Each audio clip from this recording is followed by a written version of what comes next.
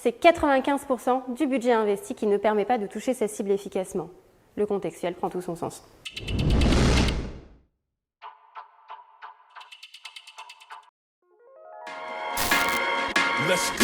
Bonjour, moi c'est Sophie Abekti, je suis vice-présidente marketing chez Blink et je suis venue vous parler de ciblage contextuel. Eh bien, en 2021, c'est 76 acteurs de notre industrie qui ont pris la parole sur le cookie. 30 ont revendiqué une solution contextuelle, pas facile, pour les marques, les agences et les éditeurs d'y voir clair. On a créé Blink en 2018.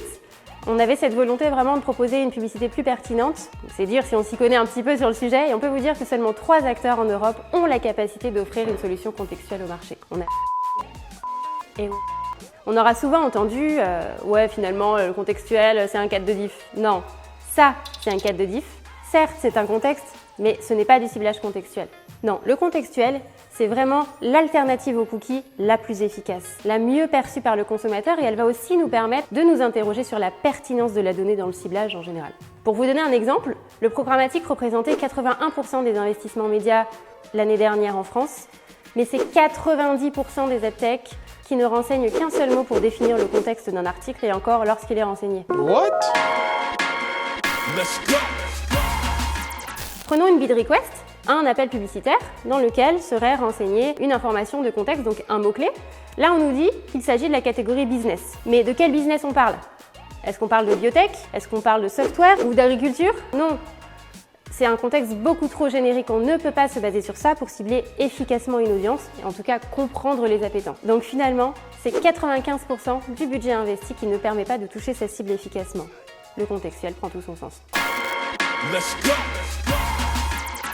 Eh bien, obésité publicitaire, secteur en souffrance, enjeux écologiques, consommateurs exigeants. Si en plus, mon budget ne me permet pas de toucher efficacement ma cible, on va avoir un sérieux problème de ROI. Dans le contextuel, finalement, ça va être cette méthode de ciblage qui va éviter cette rupture entre contexte média et expérience publicitaire. En étudiant la sémantique, donc le sens des mots, on va pouvoir révéler les centres d'intérêt des audiences. C'est quand même fou qu'en 2022, ce soit encore 72% d'impressions non ciblées. Soit sur 100 € investis, 6 qui me permettent véritablement de toucher ma cible. Eh bien oui, c'est bel et bien la mort du media planning, en tout cas comme on le définit depuis des années. Il est temps de rebasculer sur de l'audience planning avec de la donnée pertinente. En attendant, c'est le consommateur qui trinque et il est de plus en plus exigeant avec les règles liées à sa consommation média. Je vous donne un exemple, je travaille dans la publicité, donc j'ai grand besoin de vacances et je surfe sur un de ces sites très bien conçus qui répertorie les 10 spots à visiter en Guadeloupe. Et là, des publicités pour des couches. Bro, what are you talking about, man? Alors, j'ai pas d'enfant, je rêve de vacances, je veux juste aller en Guadeloupe. Super expérience.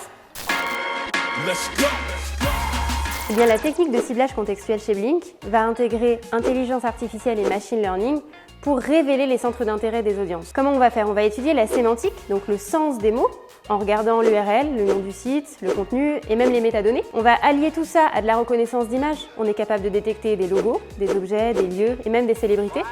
Et donc avec une IA robuste et sophistiquée, on va pouvoir obtenir une lecture quasi humaine du contenu. Pour en revenir à la Guadeloupe, une campagne bien ciblée me proposerait par exemple une publicité pour une compagnie aérienne avec un petit moins 30% sur mon vol Paris-Pointe-à-Pitre. Tout ça sans cookies, on s'affranchit réellement de l'utilisation de mes données personnelles. Plus de pertinence, plus d'intérêt et donc plus d'attention. Le format et la création publicitaire vont ensuite faire le reste. Utiliser cette attention pour générer de l'intention. C'est déjà plus 40% d'engagement supplémentaire, mais ça on s'en parlera une prochaine fois. Une publicité plus pertinente aux consommateurs et je vais pas y arriver. Non mais...